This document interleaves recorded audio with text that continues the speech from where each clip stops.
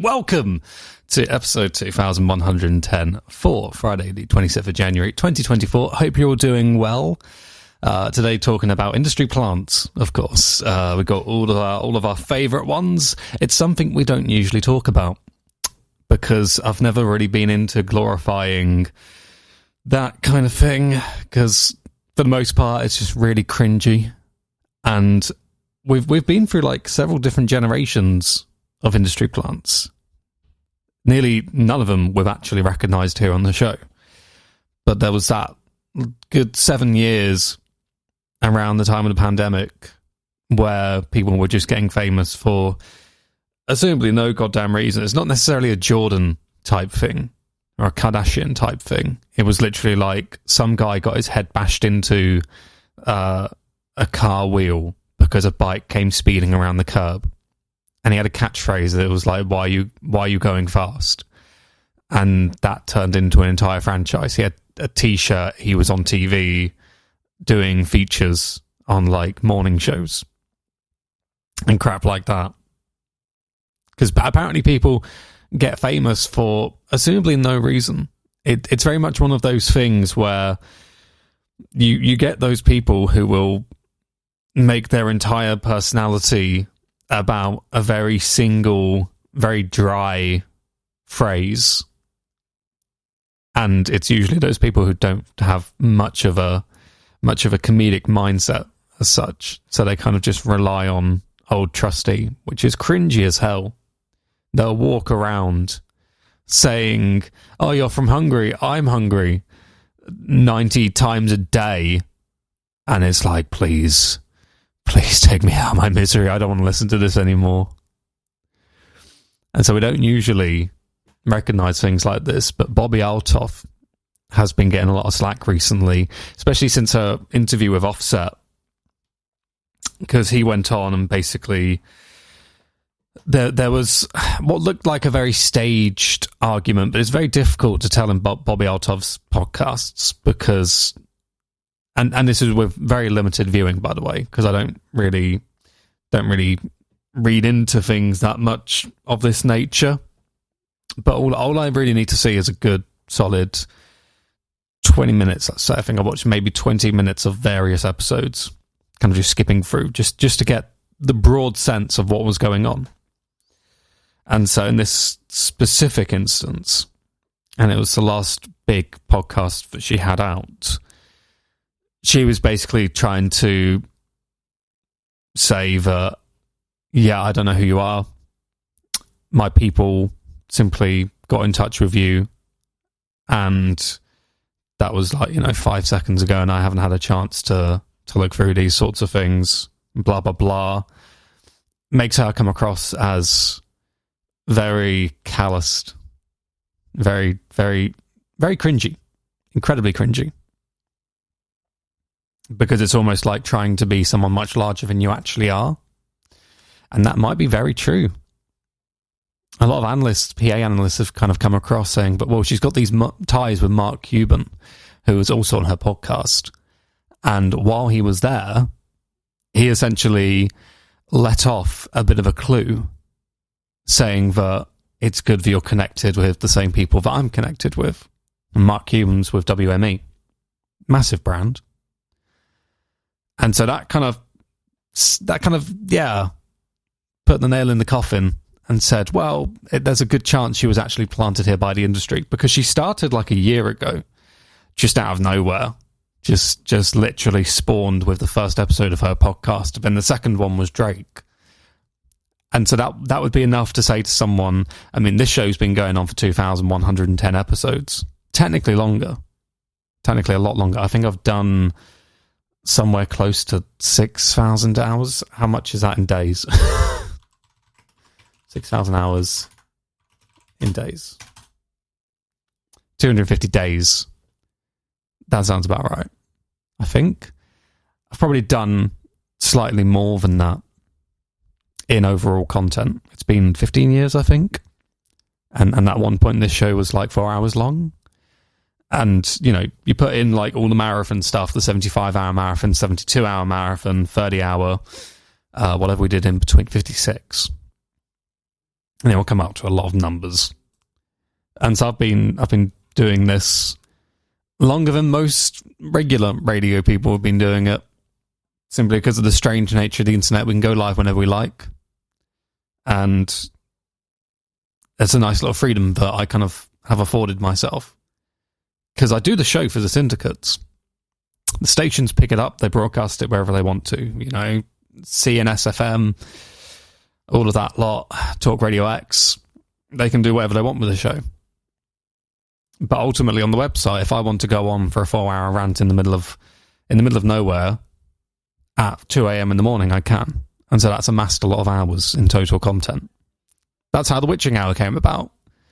Me and Alex, drunk at midnight, bada bing, bada boom, now you got a show. And so she did 15 minutes or whatever it was, half an hour. And apparently that got her to the point of getting Drake on. Seems a bit suspicious. And so she said that it was a TikTok competition to her, at the time, 400 viewers. She was like, I've got $300 for anybody who can get me a celebrity connection for the podcast. Verified? No, because there's no trace of this ever happening. And even still, you've got to be pretty out of touch with reality to think that 300 quid is going to get you a celebrity interview. Nobody's buying into that. Doesn't matter how obsessed they are with you. And so it's quite clear that she's realistically a plant for WME. And it would make sense as well, because I think her husband is, if not super rich, also a partner of WME, and could probably swing this pretty quickly. Hey, make my wife famous type thing. Okay, have you got a briefcase? Yeah, you do? Great. Okay, she's now running this really horrendous podcast, but we'll get her the celebrity she needs to make it big. Because many people have criticised her overall style, because it's dry. It's just horrendous. Hard to watch. Very hard to watch. And any celebrity booker wouldn't go near it. Quite rightfully as well. Because it's not the kind of representation that you would want for your celebrity clients. Now, it's worked out in this specific instance, hasn't damaged anyone's reputations, because it literally can't damage anyone's reputations. That's how contentless it is. There's no chance of it damaging any relations or any reputations. But the rest of the celebrity bookers who have got, bigger things on their plate have said, we're not going to go near her, we're not going to touch her, because the moment they go on that podcast, say it was like Quentin Tarantino, that's just going to pull him down to a level that would ultimately cause a lot of problems in his career. She's mainly got by just by interviewing rappers who, by their nature, can very easily go on that show and not have their reputations ruined, because that is part of the hip-hop scene. Amateur interviews is a big part of it, and piss-take interviews as well. We all pledge our allegiance to Eric Andre. That's a fucking great show. And yeah, it has very much the same effect as this shitty little podcast. It would very easily be able to lead to bad sound clips and such from celebrities, but you only go on it if you're able to kind of dish out what is given to you. And that's what makes that show great. So is she an industry plant? Yeah, it looks like it. I think that was the main point of everything. I kind of just wanted to come on and talk about it because it's been filling my feed recently. All of these podcasts by her, clips, all of this sort of stuff. And I'm very good at kind of like discerning when something seems legitimate and when it's not. Like, kind of get used to that after a while of researching content the way that I have to research it for the show.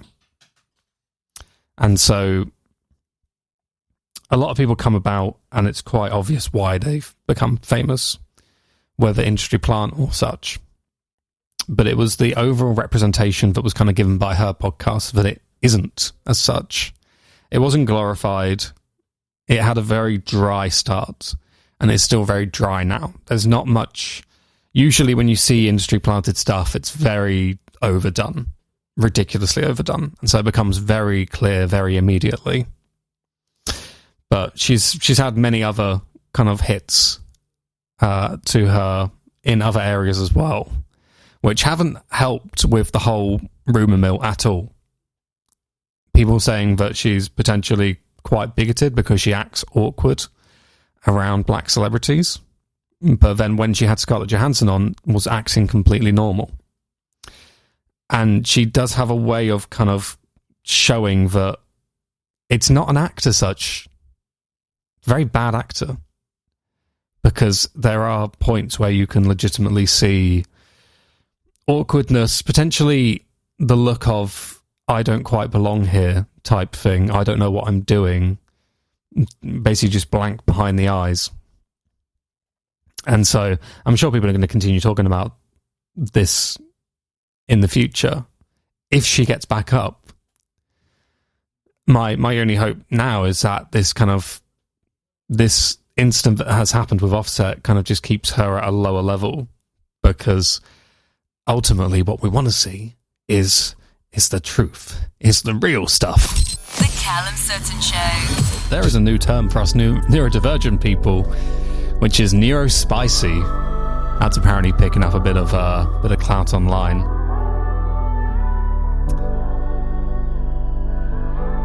So going on in South Korea right now, their food ministry has urged people to stop eating green fried toothpicks after TikTok users shared videos of themselves doing so. This doesn't surprise me, if I'm being honest. So they've got this weird thing going on in South Korea. They don't use wooden toothpicks. They use like sweet potato and, is it cornstarch? Potato starch. And they basically chop it up into like toothpick sized pieces, and then what do, they soak it in sorbitol, the same stuff that chewing gum's made of, and that's kind of like their toothpick industry. I wouldn't be particularly keen of it myself, because it seems like something that if you kept in your pocket too long it would go moldy, I guess. I don't know. Sorbitol preserve sweet potato? But they're doing something else now. People are going ahead and, because it's potato starch and sweet potato, they were like, well, if we drop it in a deep fryer, then we'll have a tasty snack. And it's like, why? Why have you got to do these things? No discernible reason to be doing this. They did it anyway. And I feel like Fritos had a similar thing, which was like, it was Cheetos mixed with xylitol or something. So you had like a horrendously minty crisp. And it's like, why? Why would you want that? Because surely as well, when you bite into it, it would kind of just spread the mintiness. You know? That doesn't sound appealing to me. So they're kind of like, hey, if you guys can stop doing that shit, we'd be highly appreciative. They're freaky. They're really freaky. They look like kind of like a mix between curly fries and Cheetos, but obviously green, like vibrant green. And so they're doing this. People have apparently been kind of like getting bits of it stuck in the back of their throat, because it's kind of like this. Although it's not wood, the sorbitol itself kind of makes it hardened as such. And so they deep fry it, and then they're surprised by the fact that it has like sharp pieces in it. It's very much just another cinnamon challenge. And we get one every 3 months or so. That seems to be something that we're either, I don't know if we're blessed with it or cursed with it. Every 3 months there seems to be another challenge. I forget what it was recently. At the top of my head, I think it was Nottinghamshire. the fucking Nottinghamshire exploding building challenge, something stupid like that, where people were on TikTok filming buildings and appliances in buildings and then putting an explosion filter over it. And Nottingham Fire and Rescue kept getting called out because of these videos, because less savvy members of the community were seeing it. And it would be like, Grand Church School down the road posted 6 seconds ago. And they'd be like, holy shit, I need to tell the fire and ambulance service. And so they do. And it was basically just causing them crap tons of, what would it be called? I mean, they're non-emergency calls. They're not even emergency calls at all. Nuisance calls. There was also quite recently as well, I think we're kind of increasing in frequency in how many we get, people rubbing castor oil in their eyes for seemingly no good reason. They would call it like a cataracts, poor vision, dryness cure, as if Opterex was too expensive, and as if there was suddenly a magical cure to cataracts involving castor oil. It's very concerning. But I wouldn't be too surprised if it was American. It's kind of just the things that happen on the internet. It gives people an excuse to do dumb shit, and so that's been the most recent ones. And yeah, most recently, people eating fried toothpicks. We're not. It's not Hunger Games. Neonyi and Body Bag right here on the Callum Sutton Show. Was it Neonyi? Neonyi. She's great. She's absolutely great. I hope you're doing well. It's mail sack time. Choo-choo! Coming in from Darren in Manchester. Fuck me. Why do I always see older people, mostly in Citroens, Nissans and Fiats, put a box of tissues on their parcel shelf? You know what? It's one of those weird things that I guess different generations have different things. My parents would have had the kind of like Churchill nodding dog, which I think is a great thing to have on your parcel shelf. It shows that you're aware that better insurance is available. And then there's people who put tissues on their parcel shelf. Well, it's in case you sneeze while you're in the boot. Makes perfect sense to me. Netflix has confirmed a release window for Squid Games Season 2. The South Korean series became a massive hit when it debuted in 2021 and stands as the streamer's most watched show ever, even spawning a hit reality spin-off that aired later that year. Yes. And we know a lot about that little spin-off, don't we? Insider news, as it were. Because apparently there was like a shit ton of mistreatment of the cast. Like a ridiculous amount happening here in the UK, in Bedford of all places. There was, 456, 564 something. A lot of people involved in it. I never actually watched it myself because I don't have Netflix anymore. But they did the whole thing that, happens in canon Squid Games, as it were. Bunk beds tiled up to the ceiling. Big old room where people are kind of kept captive, and then they go out and they do these games. Very much similar to the original.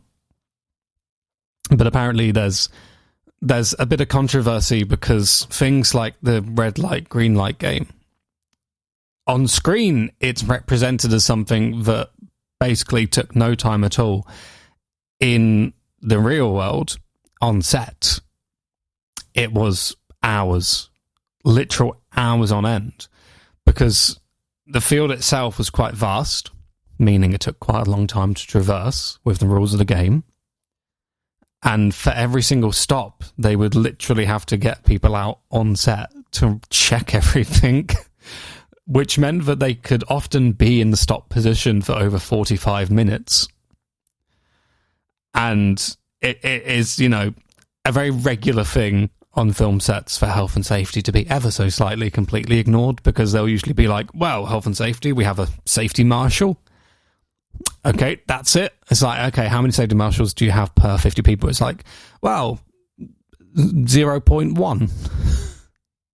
We don't work by regular safety rules. Because in most other industries, if you have 500 people, there has to be a marshal per 100, for example. Obviously on film sets, they can get away with that completely and be like, well, we have one safety marshal and his name's Dave and he's off today, but he'll be watching the events on Zoom. And it's like, right, well, it's not really enough though, is it? It'll be fine. And so, 45 minutes standing in one position would have taken, a massive toll on people's A, mental health, C, physical health, B, wrong order. And so they did that. And there's lots of people saying that they either got evicted for seemingly no reason, just for kind of like drama of the show. Apparently it was really highly scripted. Like the winners were full on selected before the first episode even started.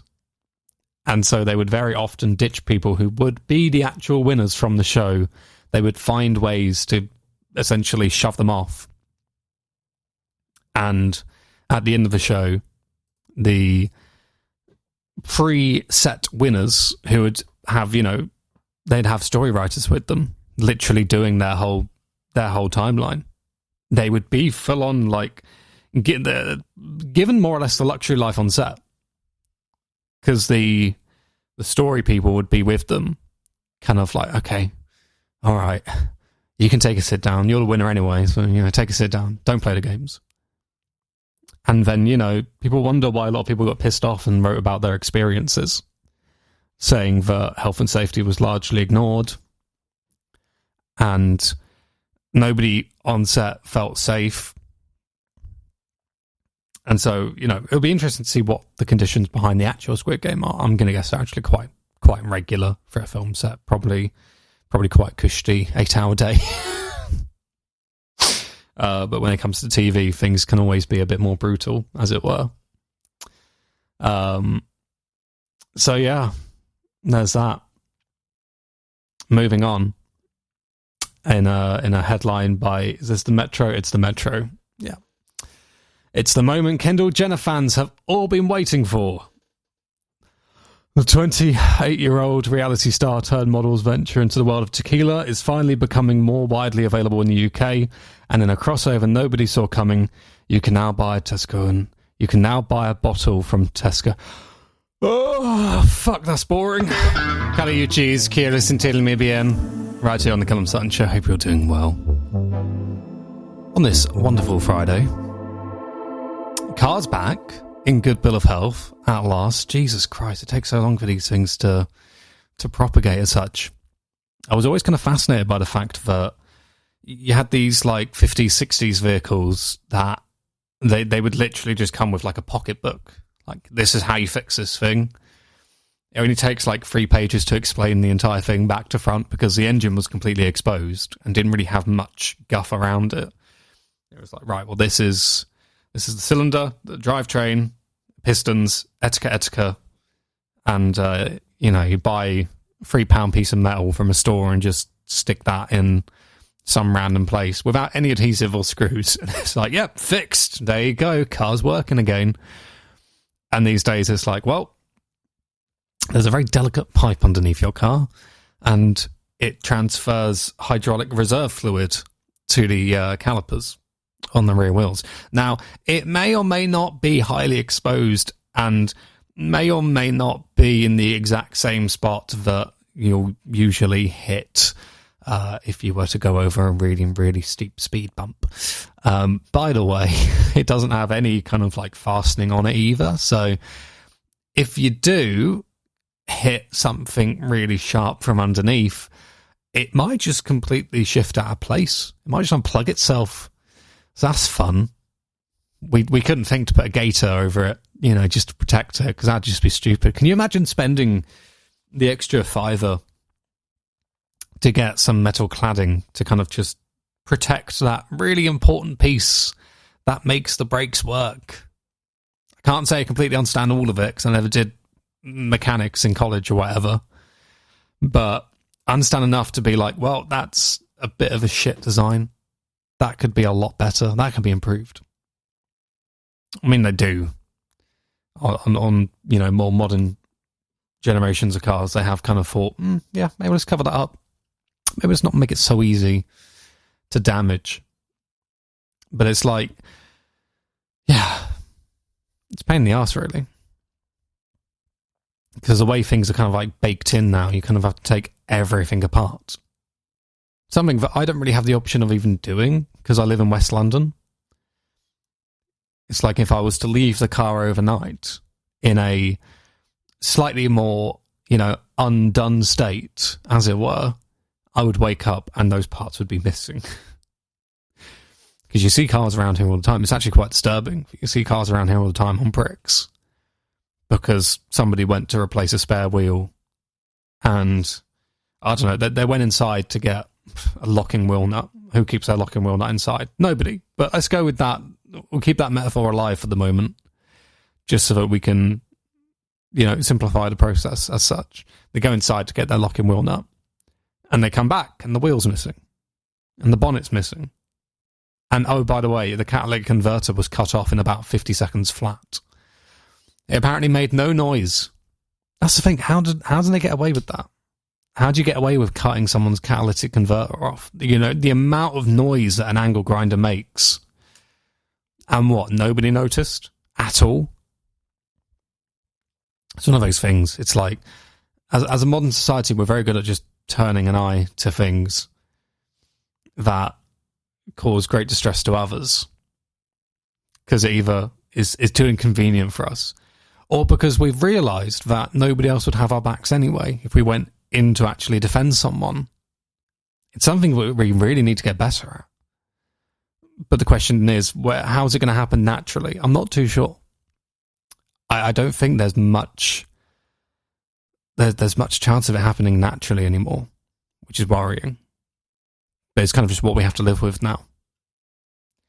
Because it used to be very much a all hands on deck situation. If you look back at 40s, say, construction nature as such, if they saw a van being stolen outside, they would all be hands on deck. Let's go. Let's get them. Stop this from happening. These days, they would take one look behind their shoulder, see that a van's being stolen, and then go back to work. It's like the same when you see these police shows with people being literally murdered on the streets, and people are just standing there watching it, filming it. Because if there isn't a large enough population of people going in, then ultimately it's just going to end up as way more people being injured. So, closing notes, bit of a dark end to the show, as it were. But it's not a start. It's not something that we haven't talked about before. I mean, the first couple of shows had a lot of that kind of stuff on them, where we were talking about things of this nature. And as such, they're going to be available again soon. Callum Sutton Show on Cambridge AM. So be looking forward to kind of releasing a lot of legacy episodes, which have a lot of stuff like this on them. And to a certain extent, listening to them back now, it almost seems kind of haunting. So if you're into that sort of thing, if you're into lost footage, if you're into kind of subliminal horror, then you might find some sort of value in the Callum Sutton Show on Cambridge AM. Because it very much has that kind of feel to it. It's weird how that works. So, this is the Callum Sutton Show from Opposition Studios. Yeah, that only took about 6 to 7 business days to come to me. I pressed that button 9 minutes ago. Afrojack and Jules and Sparks closing today's show with the Desert remix of Switch. Thanks so much for listening. I shall see you on the next one. Until then, take care, drive safe, and bye for now.